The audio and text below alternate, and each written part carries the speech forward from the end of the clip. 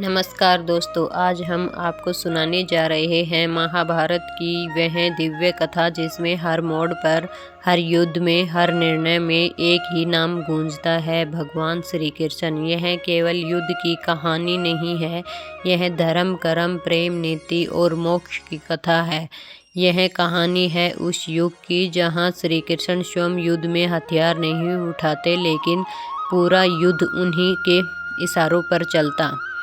महाभारत का आरंभ हस्तिनापुर से होता है। राजा शांतनु के वंश में जन्म लेते हैं भीम पितामह, जिनकी प्रतिज्ञा से पूरे वंश का भविष्य बदल दिया। आगे चलकर धृतराष्ट्र और पांडव का जन्म हुआ। धृतराष्ट्र जन्म से अंधे थे, इसलिए हस्तिनापुर का राज्य पांडु को मिला।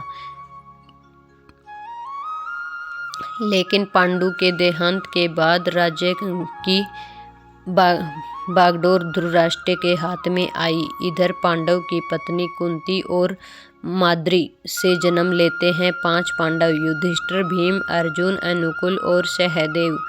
वहीं धृतराष्ट्र की गंगाधारी से जन्म लेते हैं 100 कौरव, जिसमें सबसे बड़ा था दुर्योधन। बचपन से ही पांडव और कौरवों के बीच देह शुरू हो गया।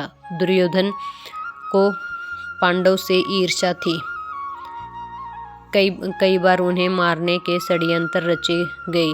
लाक्षागृह की आग हो या वनवास की योजना, लेकिन हर बार कोई अदृश्य शक्ति पांडवों की रक्षा करती रही। वह शक्ति थी भगवान श्री कृष्ण।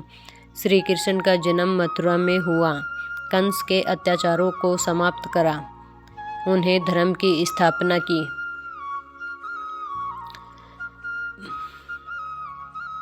बाल्यकाल से ही वे लीलाधारी थे, लेकिन समय के साथ वे नीति और कूटनीति में महान ज्ञाता बन गए। द्वारिका के राजा होते हुए भी वे स्वयं को कभी राजा नहीं कहते थे। वे स्वयं को केवल धर्म का सेवक कहते थे। जब द्रौपदी का स्वयंवर हुआ, अर्जुन ने मछली की आंखें भेदकर द्रौपदी को प्राप्त की। विवाह के बाद पांडवों को इंद्रप्रस्थ मिली, जहां युधिष्ठिर ने राजस्व आज्ञा की। इसी आज्ञा में दुर्योधन का अपमान हुआ और उसी अपमान ने महाभारत के युद्ध का बीज बो दिया। शकुनी की चाल से जुए का खेल रचा गया। युधिष्ठिर अपना सब कुछ हार गया, राज्य, धन, भाई, यहाँ तक कि द्रौपदी को भी। सभा में द्रौपदी का चीरहरण होने लगा। उस समय कोई आगे नहीं आया। तभी द्रौपदी ने श्री कृष्ण को पुकारा, वही हुआ जो आज भी आस्था की मिसाल है। कृष्ण ने द्रौपदी की लाज बचाई।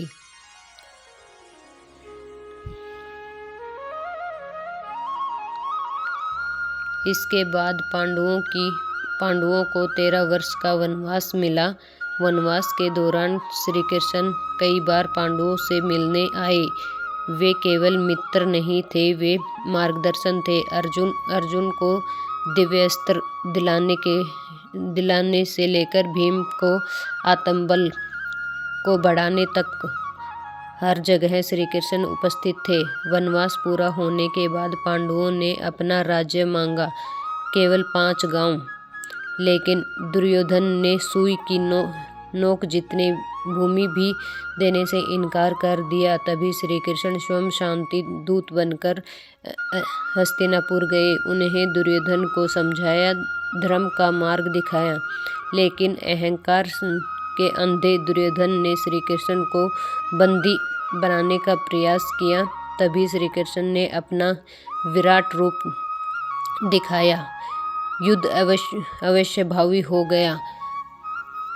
रणभूमि में दोनों सेनाएं आमने सामने थी। श्री कृष्ण शस्त्र न उठाने की प्रतिज्ञा ली और अर्जुन के सारथी बने। युद्ध शुरू होने से पहले अर्जुन का मोह जाग उठा।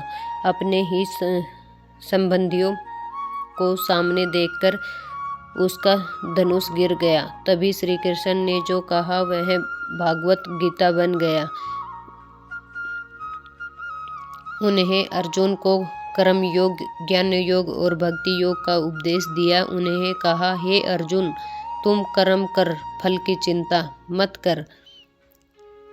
धर्म के लिए युद्ध करना पाप नहीं, कर्तव्य है। युद्ध शुरू हुआ। हर दिन कोई न कोई गया। भीष्म पितामह, द्रोणाचार्य, कर्ण की नीति काम आई। उन्हें अन्याय नहीं किया, लेकिन अधर्म को उसके अंत तक पहुंचाया। भीष्म पितामह को शिखंडी के माध्यम से गिराया गया। द्रोणाचार्य और अश्वत्थामा की मृत्यु से समाचार से शस्त्र त्याग करने पर विश्वास किया गया। कर्ण को उसके कंचुल कुंडल दान से देने के बाद भी श्री कृष्ण ने उसके साथ अन्याय नहीं किया, बल्कि भाग्य को उसका मार्ग लेने दिया। अंत युद्ध समाप्त हुआ। पांडव विजय हुए, लेकिन विजय का उल्लास नहीं था।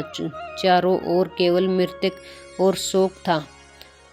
श्री कृष्ण ने युधिष्ठिर को समझाया कि यह युद्ध व्यक्तिगत नहीं था, यह धर्म की स्थापना के लिए था।